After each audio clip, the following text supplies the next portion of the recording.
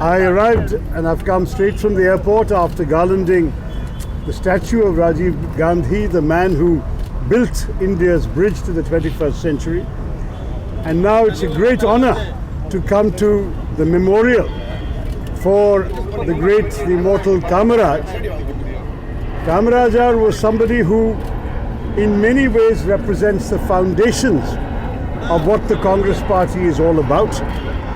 Under his leadership, the enormous strides that we were able to make in the then Madras state towards social justice, rural electrification, increasing development of the state, education, and midday meals in the schools.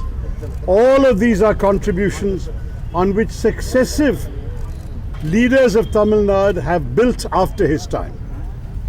But the foundations were laid by this great man, a very humble man. At the age of 27, he was arrested by the British for participating in the salt satyagraha.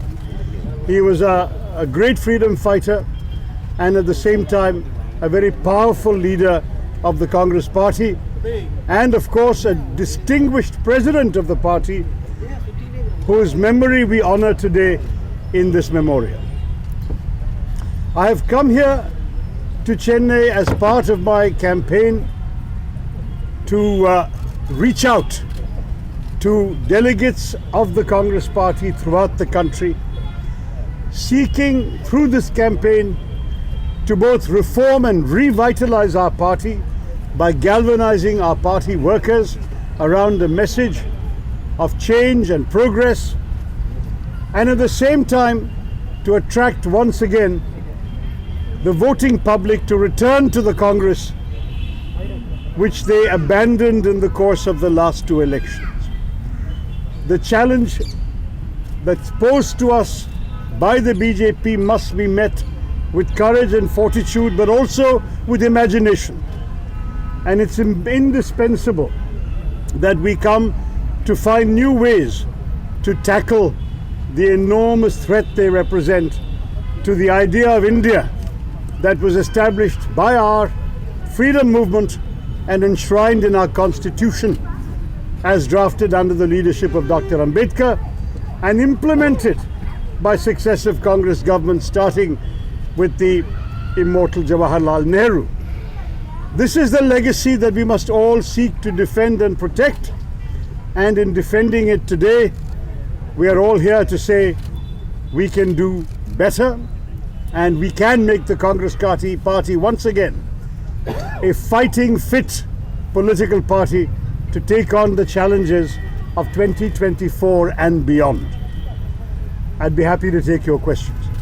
How is your support in Congress in election? Well, I'm getting an enormous amount of feedback from ordinary party workers, the young people, delegates, shall we say, from the next generation, which is very gratifying to me because they are the future and they're also the majority of our country. You all are. You are a young man yourself.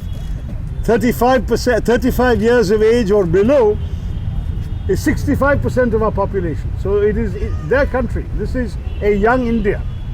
I want Congress to be the party of young India.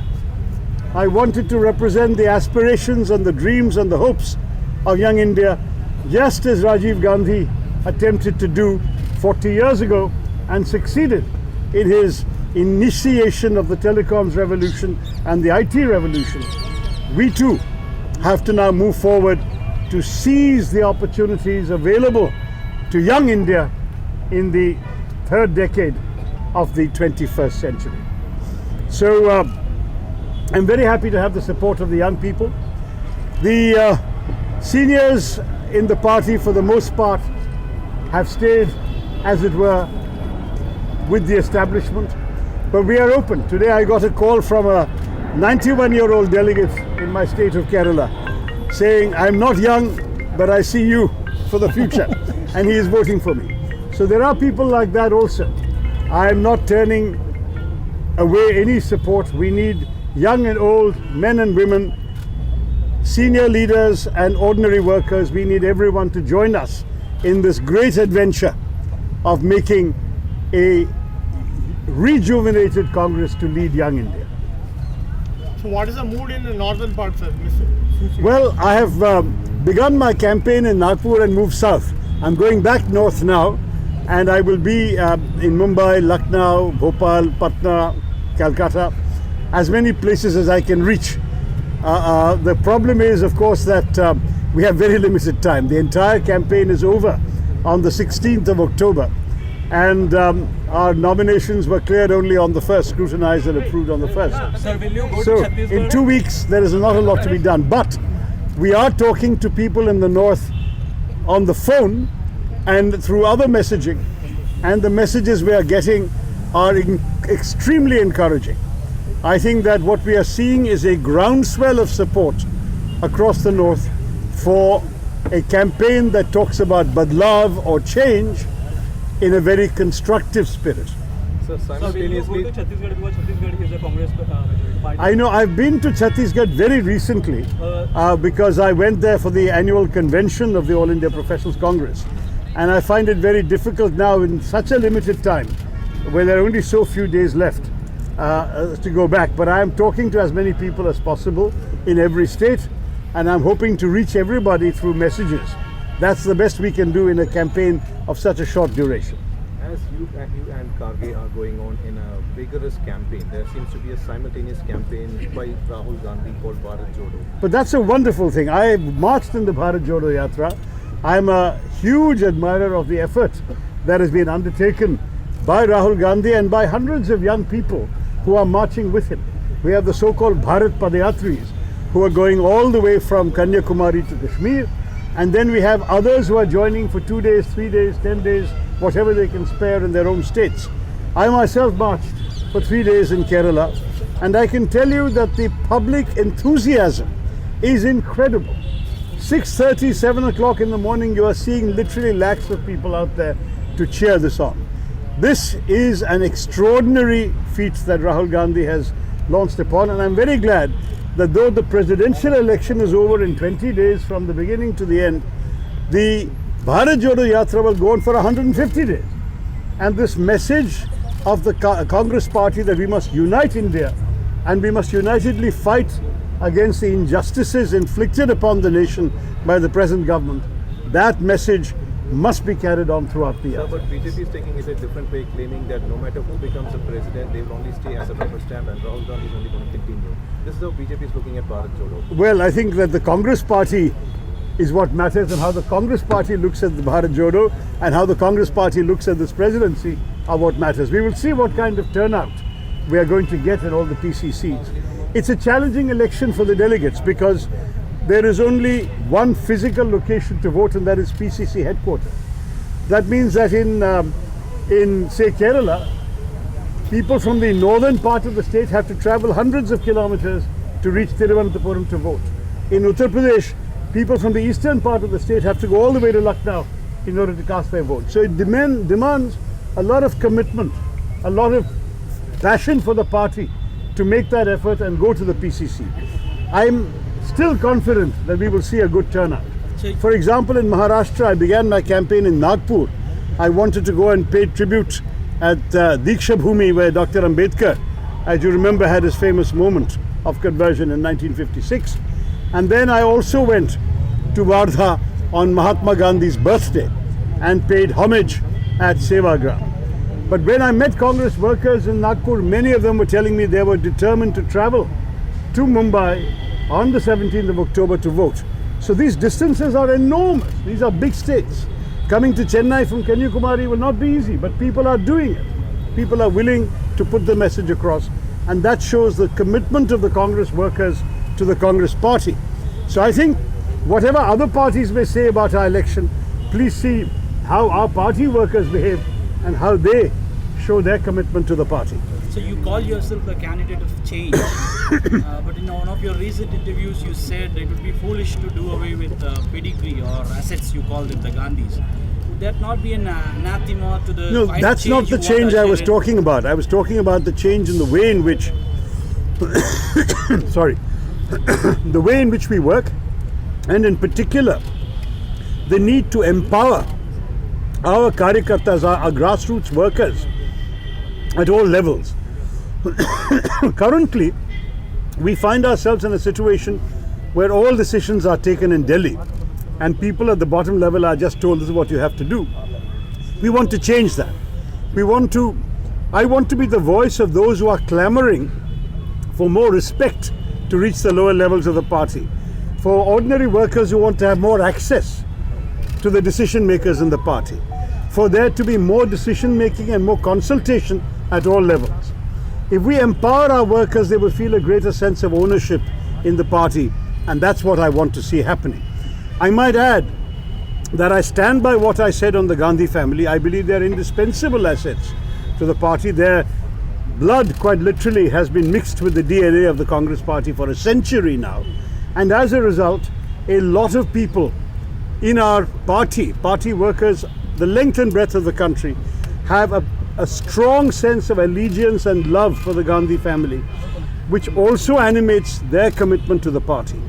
But equally, if you look at something like I was describing of the Bharat Jodo Yatra, it would be a very foolish president who would want to throw away the attention and the inspiration that a leader is able to attract from the general public.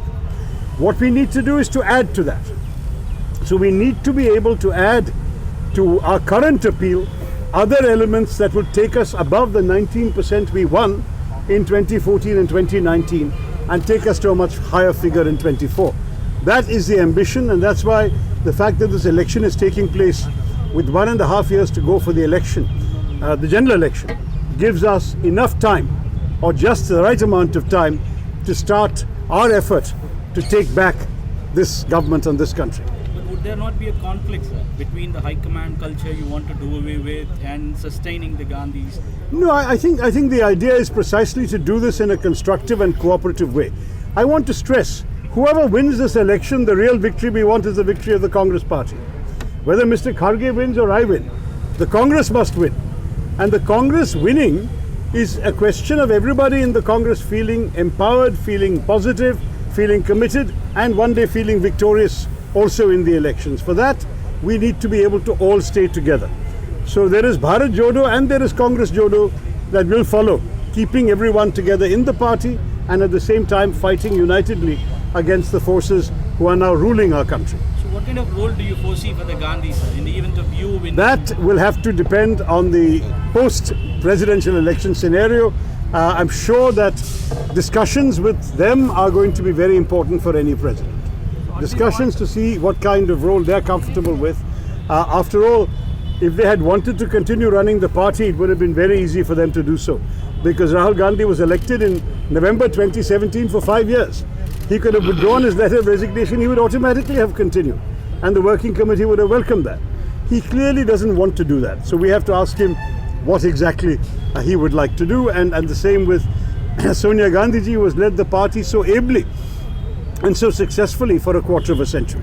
So when you say they are comfortable with, would the choice be left with the Gandhis or the party? I think there would have to be mutual discussion and accommodation. That's how any mature, constructive, cooperative relationship must be constructed. So at this point, whom do you think the Gandhi family is supporting? You or Gandhi? Well, I did speak to all three Gandhis and their line was very clear. They said that they want a free and fair election in the party. They said to me very clearly that they would stay neutral, there would be no official candidate so-called, and that they wanted all the institutions of the party to stay above the fray and to permit each candidate every opportunity to reach out to the delegates. That's what's going on. I must say I was very assured further after their assurances to me by the statement by Mr. Madhusudan Mistry, the Chief Election Authority, which is available on YouTube and I tweeted the relevant chunk of it, when he said that those who are claiming that there is an official candidate, they are not speaking the truth. And he said that in Hindi and he said it twice. What about the And then he added that there would be a secret ballot, that every voter need not take instructions from anybody else. It is their ballot, it is their vote. Not only can they vote in secret, there will be no identification on the ballot paper as to who is the voter. And when the voting is over, the ballot boxes will be sealed. They will be transported to Delhi. The seals will be broken only in the presence of the candidates and their agents. All the votes will be mixed together, so no one knows where the votes came from, and only then will they be counted. So the election authority in the party is going out of its way to ensure that the election will be free and fair, and I think that's a measure of the Gandhi family's sincerity in ensuring that there will be no tipping of the balance in this process, and we are obviously very grateful for that. What about support from Tamil Nadu Congress committee? You know, I have spoken to the TNPCC president, and he has convened this meeting tonight at 8 o'clock. I'm going from here to IIT Madras to speak to the young people there, and then I will be coming back to Satyamurthy Bhavan for a discussion with all those who are able to come. Many have told me they will travel from their constituencies, but I'm not expecting anything like 100% turnout. That's not possible. First of all, the notice was very short on my part, and secondly, the messages went out I think rather late after we had spoken to the PCC chief. But I will say that anyone interested is still welcome to come. We will talk and we will try and message them. I have a manifesto which I'm going to send out in Tamil. We have had the translation done. We will also try and make sure that people reach the message to everybody that we are very loyal to the Congress party and at the same time we want reform. That's the message we're giving everyone. So you're writing a biography on Ambedkar and it's published on the 1st of October. Yes sir, and so we are living in a highly polarized country right now where Sadly. there is caste-based atrocities at an all-time high and Islamophobia. So how will Congress sort of concretely take charge and bring about a positive change in this regard? I have to tell you that's one of the core messages of the Congress. We believe strongly that there is no place in this country for discrimination or oppression on the basis of caste or religion, or for that matter language or region. Everybody in India is equal. The Constitution Dr. Ambedkar submitted to the Constituent Assembly says that whatever your language, religion, creed, caste, you are equal in the eyes of the law and the eyes of the Constitution as a citizen of India. And that is the idea of India that the Congress has always upheld. We will strongly resist any attempt to discriminate or oppress people on the basis of their factors of birth. There's only an accident if you are born in one caste or born in one religion or born in a family that speaks one language. That is simply your culture in this country, but it is not something that in the law or in our political stand would have any place. So I assure you, there will be no letdown from the Congress party on these issues. We will stand squarely and strongly with the oppressed of all backgrounds, whether people of minority faiths or the so-called scheduled castes and tribes. Their rights are the same as my rights and his rights in this country. We are all the same people.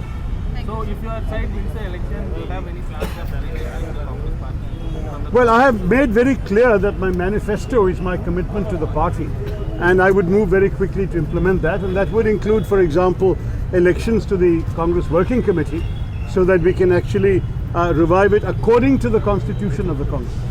I'm not going to rewrite the Constitution. The Congress party has an excellent Constitution, but some bits of it need to be revived, and that's what we're planning to do. Thank you. Okay, thank you all very much.